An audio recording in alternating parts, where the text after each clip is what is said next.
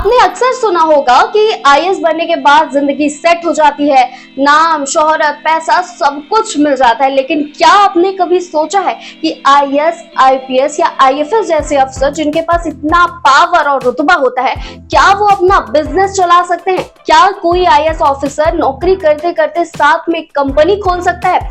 अगर ये सवाल आपके दिमाग में भी आया है तो बने रहिएगा आखिर तक, क्योंकि इस वीडियो में आपको मिलेगा हर सवाल का क्लियर जवाब। दोस्तों, अगर इस सवाल का मैं सबसे पहले आपको सीधा जवाब दूं तो इसका जवाब है नहीं।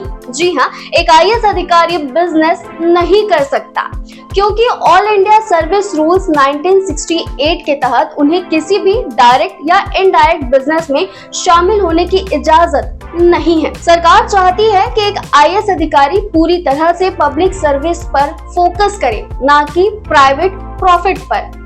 लेकिन कहानी यही खत्म नहीं होती। इसके पीछे कुछ अपवाद भी हैं जिससे रास्ते खुलते हैं आईएएस के बिजनेस करने के। चलिए वो भी जान लेते हैं। सबसे पहला तरीका है त्याग पत्र या रिटायरमेंट के बाद।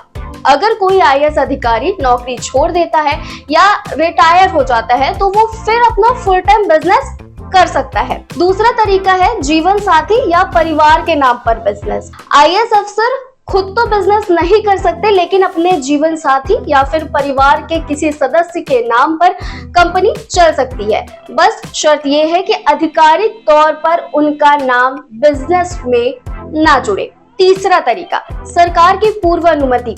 कुछ मामलों में सरकार की इजाजत मिलने के बाद अधिकारी सीमित रूप से बिजनेस से जुड़े रह सकते हैं। तो ये तो हमने पूरी जानकारी बताई कि आईएएस बिजनेस नहीं कर सकते, अगर करना चाहें तो कैसे कर सकते हैं। अब आगे ऐसे ही आपको कुछ आईएएस के एग्जाम्पल भी बता देते हैं जिन्होंने बिजनेस किया है, जिसमें कई आईएएस अधिकारियों ने नौकरी छोड़कर एंटरप्रेन्योरशिप का रास्ता चुना और बहुत सफल भी हुए।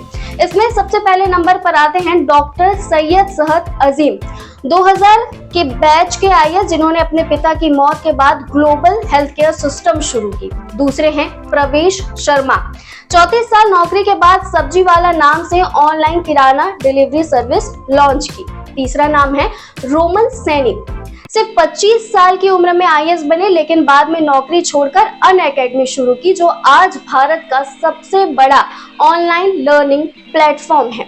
चौथे हैं विवेक कुलकर्णी, कर्नाटक सरकार में आईटी सचिव रहे, बाद में ब्रिक वर्क इंडिया जैसी सफल कंपनी की स्थापना की। तो दोस्तों, आईएएस अधिकारी नौकरी करते हुए तो बिजनेस नहीं कर सकते, लेकिन अगर वो चाहें तो इस्तीफा देकर या रिटायरमेंट के बाद अपने सपनों को बिजनेस में बदल सकते हैं। अब सवाल आपसे है, अगर आपको मौका मिले आईएएस बनने का या बड़ा बिजनेसमैन बनने का, तो आप कौन सा रास्ता चुनेंगे? कमेंट में जरूर बताइएगा। मिलते हैं अगले वीडियो में, तब तक के लिए धन्यवाद।